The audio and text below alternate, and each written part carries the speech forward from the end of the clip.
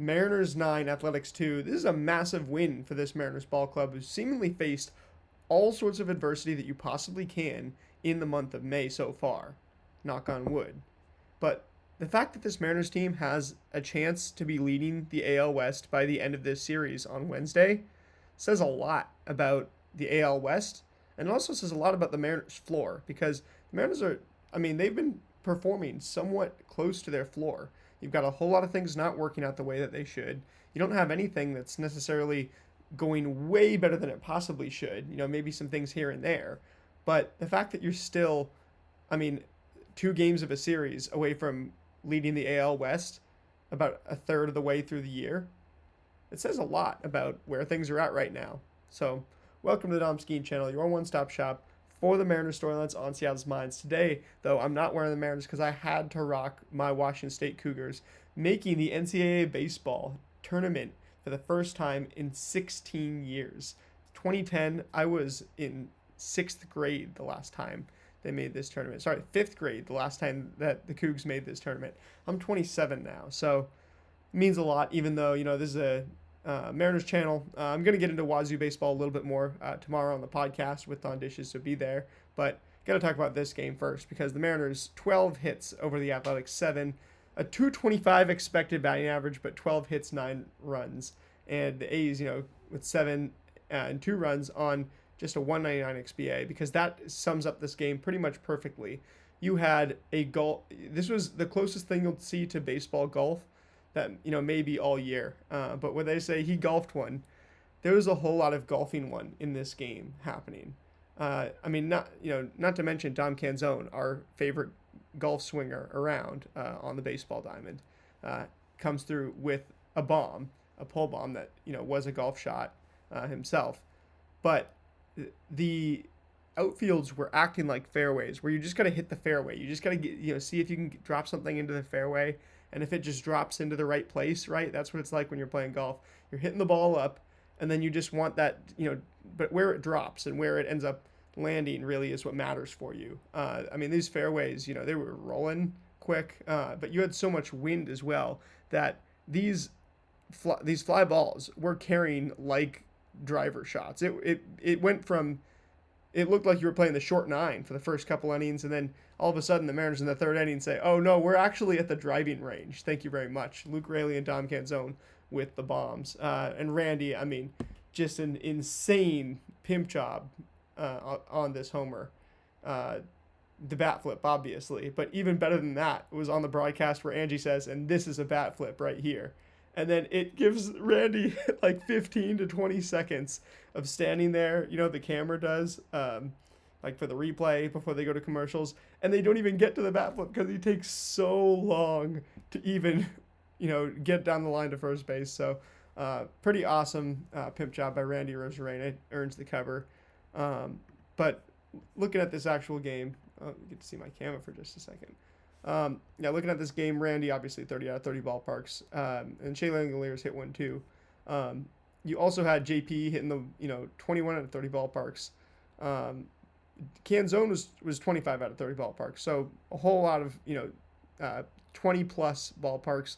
These would have been homers, but our friend Luke Raley, who has this one that was a homer in 17 out of 30 ballparks. Okay, so this is, I'm actually looking at it now, and what's funny about this is that when this homer was hit, when the Statcast data dropped for this earlier, they had it as an 060 XBA, and they had it as a homer in 1 out of 30 ballparks, which made sense because it was so straight away that it could barely, it was really carried by the wind. With all these, this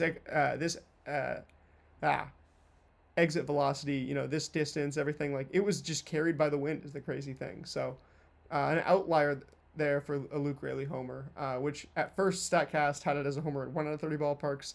And ends up it was homer in a couple more than that. But still, you took advantage when you needed to. And this long 3rd inning, you see start out with, the Colt Emerson being the fire starter.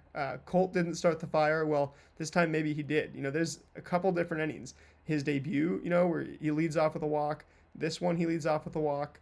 And Colt was the only hitter for the Mariners that didn't end up getting a hit tonight, but scores a run still, walks, doesn't strike out. So, I mean, the signs offensively were absolutely there. And this game got so weird because of the golf atmosphere, because and I don't say that because it was quiet in Sacramento, because while there weren't very many the Sacramento A's fans, there's not very many A's fans in the city that they're there for just a couple of years. There were so many Mariners fans. You could hear the Mariners chants on the broadcast all night long. So shout out to them. But the golf atmosphere by the Sacramento fans, and by the batted balls that were coming along, created some of the most interesting pitch charts that you'll see all season. And I show you Aaron Savala's here because he really was still trying to work that cutter in the top of the zone, and he ended up obviously getting completely BABIP'd in that third inning. The Mariners just putting these balls in play, like they're hitting iron shots into the fairways. And I mean, yeah, the course was. My friend Jack, right, who's been on the channel before, he said, yeah, like this place is playing like a fairway right now. But maybe it was just a driving range. These outfielders were just standing there. Those were the flags, and they were incredibly hard to hit. Like for these outfielders, like every time they came in, the ball went over their head. Every time they stayed back, the ball somehow bounced past them. There was so much of that going on tonight. I mean, the wind was just going crazy. 18-mile-an-hour wind gusts, and I actually checked here as well. It looks like, it's supposed to die down by tomorrow afternoon. It's not going to be crazy Tuesday and Wednesday as well. Like Tuesday, right, it's going to be back to normal. So should be just a thing for today's game, and Wednesday completely normal. Just today you had these insane winds that took over the ball game. And I mean, what they did, so yeah, you have Aaron Savali really try to work these cutters in, try to work his fastball, all the curveball up in the zone, try to hang stuff, and force the Mariners to swing too much and put stuff in play. And man, did his home road splits come home to roost today. I guess not even came home to roost. They just they showed up today. They were apparent because the way that he threw, threw tons of pitches in the zone. I'm willing to guess. The strike rate was pretty good in this one. It was in the 60s for Aaron Savali. Yet with Luis Castillo, he said, "I'm going to pitch way out of the zone. If you want to get a hit today, you're going to have to swing at some junk near the bottom of the zone, or you're going to have to swing at some absolute garbage fastballs." He worked horizontally today, and I think this start for Luis Castillo might be the thing we really need to talk about in terms of going forward. Like I think this was the most the best sign from this game, I'll say, and a very interesting conversation when Dan Wilson takes him out in after the fourth inning, he comes to the bench, to the dugout, and Dan Wilson is sitting down next to Luis Castillo on the dugout bench, talking to him and saying, just really, explaining something to him. And Luis looks like, he's nodding along, he's trying to take it in stride, and it was just an interesting scenario because you don't usually see a manager talk to a ball player like that in the dugout. I can't remember the last time I've seen something exactly like that. It was like a very tough, real conversation. Like, I see you, man. I really see what you're doing, but it's okay. This is what we have to do. We have to give ourselves a chance to try this. You can be, you were the face of one thing for a while. Now you're going to be the face of this new thing that could be tried, that, MLB teams could be trying down the line. Because at the end of the day, our analytics department, who we pay a lot of money, who, works very hard, who is some of the best in the business, they say that this is a good idea. And that's at the end of the day, that's the only reason you do it. You don't, I know some people are like, why would you make this decision? I hate, how weird this feels, and it's super unorthodox. Then when Luis has to come out in the fourth inning, and make way, or for the fifth inning for making way for Bryce, it's just one of those things where it's like it feels so wrong, because you never see this happen. And then there was an interesting interview with Bryce after the game on the piggyback topic, where he he's just really trying to say the correct answer to Brad Adams' questions. He's like, he was asked something about getting comfortable in this situation, and he says, "Yeah, it's definitely not a comfortable situation. Just grateful to be pitching, grateful to be able to pitch out here in the big leagues. Something I've dreamed of for a long time, and anytime I get a chance to do it." You could tell that it's just weighing on these guys in an interesting way. It's an interesting dynamic. If it is the best thing for the team, then you're gonna do it. Like this is where it's like the hard conversations. It's not like, okay, let's pull Luis out of the rotation and just let him kind of fester in the bullpen or try to force him to pitch out of the bullpen too quick. Like actually doing that as his main thing. It's like he still has a lot of value as a starter, and I mean, I think it was apparent tonight, to be honest. Like the fact, like you need a smart veteran pitcher in a ball game like this, where I mean, teams are getting BABIP to death. Low expected batting averages are going for high high run innings, and Luis said, "Look, okay, I'm going to be real smart." And I also want to give credit to Johnny Pareda. It looked like every time Luis was getting out of one of those first couple innings, and he was excited. He was pumped up. You could tell. He was going over to Johnny Pareda, and that was his first dap up. No matter what, he was going to Johnny Pareda. It's like, yes. Pareda was stealing strikes with his framing too, and even reverse framing. Snapping balls out of the zone once they were, once they landed his mitt, trying to force hitters to challenge, waste their ABS challenges on the pitches that were out of the zone or that were in the zone. So Pareda and Luis, I think, is an interesting combo. I'd be interested to see if Pareda becomes like the primary guy for Luis, to be caught by going forward. Not sure that would happen, or the Mariners have ever done that. But now, without Cal, you're in a position for the first time in a couple of years where it's like maybe you have some pitchers focus on going with certain catchers. Much more important than that, right, is the rotation, in the fifth spot of the rotation. And okay, how exactly are you going to make this thing happen? But I think the goal is to say, you know what, this is it for now. And obviously it works out when you have so much run support that these guys just have to go and pitch their ball game.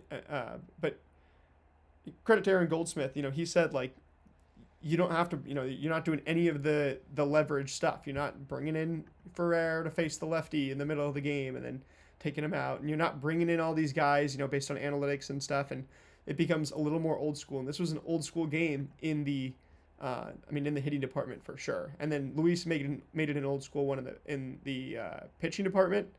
Old school hitting department, faced by an old school pitching department, actually worked quite well. So Luis, it's not a crazy gain in velocity. It's not any marked gain as is. I looked, and it looked like his movement and his velocity were actually both down tonight. But the fact that, look, there's just so little meatballs here. He said, literally, I am not going to throw you a meatball. This is no meatballs. Spaghetti, no meatballs for Luis Castillo. And he's serving him stuff, and they're like, hey, this is kind of boring, right? Spaghetti with no meatballs. There's a whole lot of sauce. And then, the sauce played up, too. He had a ton of swinging strikes, which we're going to get to in a second. But I actually think this is kind of quite the masterclass in horizontally pitching out of the zone. You just literally don't give him a meatball. And then look, you get 12 swinging strikes on 68 pitches. That's a number that you would take any day of the week. On 100 pitches, it's a ace-like number. But for 12 on 68, that's ridiculous. That's over a 20% swinging strike rate, or a little under 20% on the swinging strike rate. So big props to Luis Castillo. How well he pitched tonight. Got to give him massive credit for this. And then the 83.3 mile an hour average exit velocity in the wind, with these balls just coming, as soon as they get hit hard off the bat, they're going harder and further. 3 hard hits on 68 pitches. Yeah, this was Luis Castillo's best start since probably the the Yankees start. That was game 4 of the season, or game 5 of the season. First turn through the rotation that Cal walked off. And then you got Bryce Miller coming in, 13 swinging strikes on 83 pitches, 85.5 average EV, 4 hard hits on 83 pitches. He had an excellent start in here as well. So you end up with so much good starting pitching volume. Again, you can never have too much of this. The Yankees thought they were going to go 6-man rotation, and then something happens, obviously. And now we're down to our five guys. That's going to happen to the Mariners. That's the mindset you should be operating with. Is that you're not going to have all five pitchers healthy for all all what is it 107 games left, all 107 of these games left, and then the playoffs, let alone. But yeah, you look through the data is just sterling for both pitchers, and you want them both in the rotation. Six man, there is merits to that too. I know I saw Mariner Mojo talking about going to six man, and that they would do it. It's unfair to both Luis and Bryce to do this weird thing that doesn't make any sense, and you can tell neither of them love it. But man, I respect this team for trying stuff that seems to be really. This is cutting edge stuff. This is not some dumb idea that somebody made in a basement. This is not some dumb idea that somebody made to try to save their job, or to this is something that somebody who is bold said, hey, we can probably get more out of these out of our players, just by doing this. And I actually think it was the Tampa Bay Rays. Before I look this up, who created the piggyback? I think it was the Tampa Bay Rays. I think they created the opener, and then off that, the piggyback. Who created the piggyback pitching? Okay, so it was pioneered and popularized by Doug Melvin, Milwaukee Brewers former general manager, and then also the former Astros GM, Jeff Luhnow. So they're saying in AA and AAA in 2013, Jeff Luhnow, former Astros GM, learned this while developing prospects for the St. Louis Cardinals. In AA and AAA, that is bizarre, right? This is the one that's really talked about right now. And really 2 times through now, the piggyback's gone well with these guys following each other. I think you might keep switching the order in which they go. I think that would be fun to do. Just kind of a weird thing for teams to try to figure out and notice. And as soon as they're getting used to one, it goes to the other. It might just be awesome. This could be the best piggyback ever. What is the best? What is the best example of a piggyback?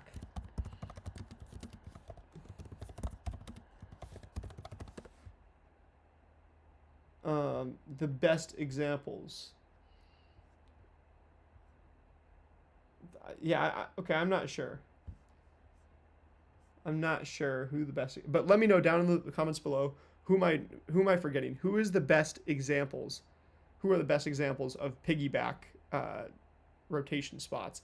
And the thing is, usually this happens for like 3 or 4 starts maximum, and then something happens with one of the pitchers going on the IL or getting moved to the pen or 6-man. Usually this isn't something that happens for an extended period of time. So if the Mariners end up doing it for an extended period of time, it might be like the first time that a team does it for an extended period of time. What is also, if you can figure this out on Google or AI, whatever it is, what was the longest piggyback rotation spot that was just the same 2 pitchers in that same spot for the longest amount of time? Those would be things I would be incredibly curious to know, because the history of piggyback pitching, it's only 13 years old, dating back to these guys in the minors trying it out. So it's a new thing. We've got to give it a little bit of time. I know it's easy to hate watching the looks on the players' faces when they go out and pitch amazing, and they have to deal with not getting quality starts and not getting basically what they want out of it. It's almost like an RB by committee, and you assume that these guys are going to be super upset about it, but maybe you show them how to do it, and eventually it's a good thing for the longevity of their careers. And I don't know, I could be sold on it. I could go either way. On the other hand, though, I was kind of curious about this, right? You had Miller, a couple of his pitches down, couple of them up, all within a margin of error.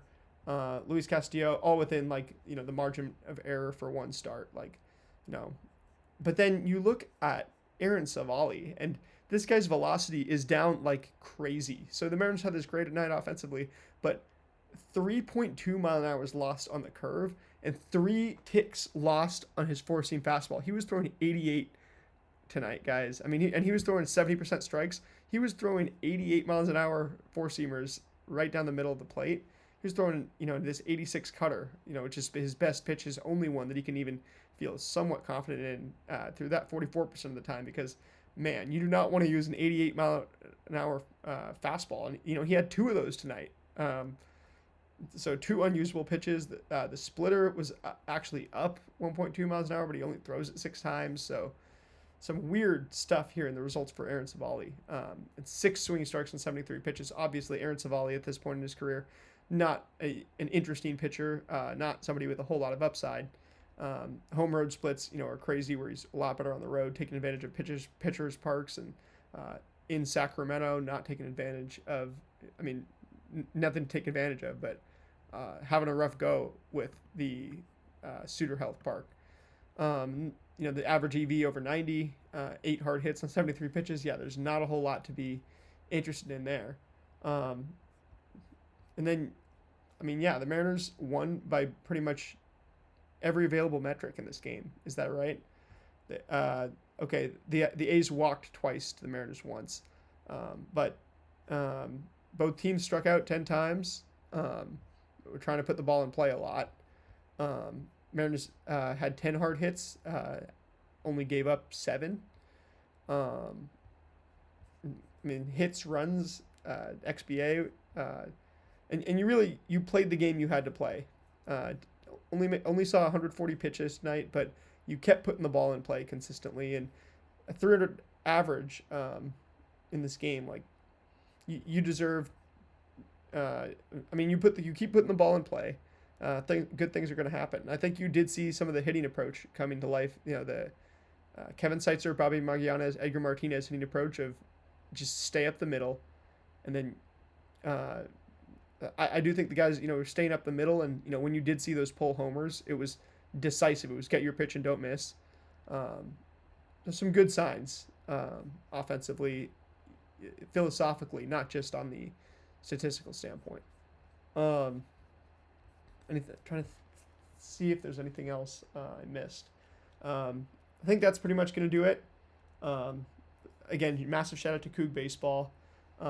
And there's one other thing I wanted to mention, among others, which is Happy Memorial Day. I know it's tough to say Happy Memorial Day sometimes, but it is Happy Memorial Day. We're, very grateful. Really, it's always a grateful Memorial Day. You're grateful for what all these people, have done, sacrificed for this country. If you live in America, if you don't even live in America, let me know down below in the comments. And if you do, let me know, what did you do on Memorial Day? Do you get together and have a barbecue? Did you do anything with your family?